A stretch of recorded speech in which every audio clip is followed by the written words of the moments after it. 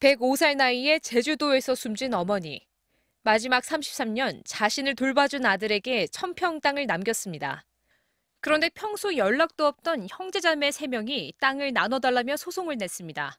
유류분 제도. 우리 민법은 사람이 숨지면 배우자나 자녀는 법정 상속분의 절반씩을, 부모나 형제자매는 3분의 1씩 갖는다고 못 받고 있습니다. 고인의 뜻과 상관없이 분쟁도 이어집니다. 17년간 박사와 교수 90명을 배출한 장학재단. 창립자가 숨지자 일부 자녀가 재단을 상대로 역시 내 몫을 달라며 소송을 냈습니다. 지난 2019년 가수 고아라 씨가 숨졌을 때 연을 끊고 살던 어머니가 자기 몫을 요구하고 나선 근거도 유류분 제도였습니다. 하라를 키워준 것도 아니고 하라한테 뭘 해준 것도 아니고. 헌법재판소가 유류분 제도가 여전히 유효한지 공개 변론을 열었습니다. 가족끼리 유대감이 예전 같지 않은데 폐륜적인 가족까지 동등한 상속 비율을 보장해선 안 된다는 지적이 나왔습니다. 시대상이 변화됐기 때문에 목적도 좀 달라져야지 너무 과잉적인 수단으로 지금 이렇게 권리를 기본권 제한하고 있고. 정부는 실제 상속 과정에선 재산 유지나 부양에 얼마나 기여했는지 반영되고 있다며 폐지는 너무 급하다고 맞섰습니다. 상속인이라고 하는 자격을 또는 결격시키는 방법을 통해서 구체적 형평을 도모하는 게 맞을 것 같고, 다만 폐륜화도 상속받는 부작용을 없애도록 제도를 유연하게 손봐야 한다는 데는 의견이 같았습니다. 헌법재판소는 양측 의견을 검토해 조만간 결론을 내릴 계획입니다. MBC 뉴스 이유경입니다. 지난 2019년 세상을 떠난 가수 고 구하라 씨.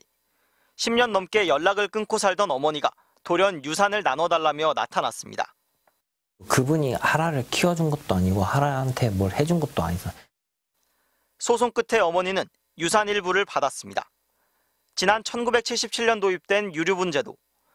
사람이 숨지면 상속 순위에 따라 배우자나 자녀는 법적 상속분의 절반씩을, 부모나 형제 자매는 3분의 1씩 갖는다고 현행 민법에 정해져 있기 때문입니다.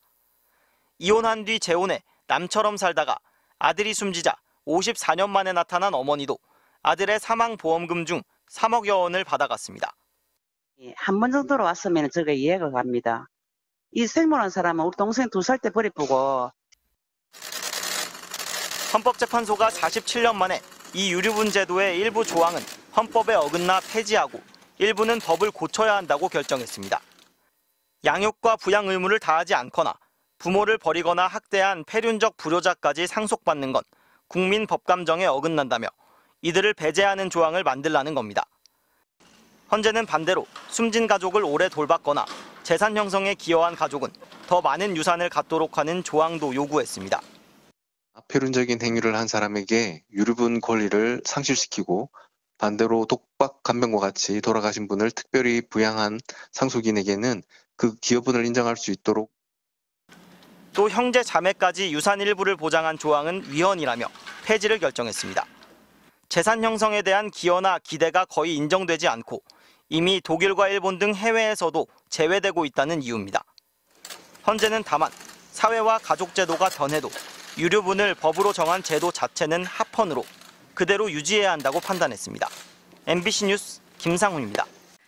네, 법조팀 김상훈 기자 나와 있는데요. 좀 더 자세한 설명 들어보겠습니다. 자, 김 기자.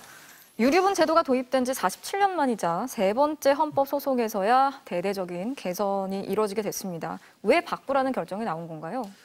네, 가족 제도와 사회 구조의 변화가 반영됐다고 봐야 할 것 같습니다. 사실 2010년과 2013년 앞선 2번의 헌법 소송은 유류분 제도의 일부 조항을 두고 제기가 된 거고요. 네. 이번에는 40여 개의 헌법 소송을 묶어서 유류분 제도 자체의 존폐를 따졌습니다. 작년엔 공개 변론도 열었는데 유류분 폐지론자와 유지론자 모두 폐륜화도 상속받는 부작용을 없애야 한다. 이 점에서는 의견이 일치했습니다. 결국 헌법재판관 9명 전원 일치로 불효자는 재산을 못 받거나 덜 받고 독박 간병을 한 효자는 더 받도록 그렇게 개선을 하자는 결론을 내린 겁니다. 자, 이 내용을 살펴보니까 일부 조항은 아예 위헌이라면서 폐지를 했어요. 바로 형제 자매까지 유산을 인정받은 부분인데 이거는 왜 그런 겁니까?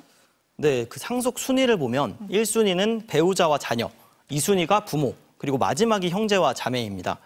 그런데 보통 형제 자매를 재산에 기여했다고 보지는 않죠. 네. 해외에서도 인정을 못 받습니다. 실제 2021년 법무부는 이 조항을 없애려고 시도했는데 이번에 폐지가 결정이 된 겁니다. 이렇게 일부는 없애고 대대적으로 뜯어 고쳐도 유류분 제도 자체는 유지가 됩니다. 가족의 역할은 여전히 중요하고 또 긴밀하게 연대를 유지해야 한다는 이유였습니다. 자, 이제 대대적인 정비가 어떻게 이루어질지도 궁금한데요. 그러면 이른바 이 구하라법이 다시 추진이 되는 겁니까? 네, 20대 국회에 이어 21대 국회에서도 구하라법이 발의가 됐고 여전히 국회에 계류가 돼 있는데 비슷한 논의가 계속될 것 같습니다.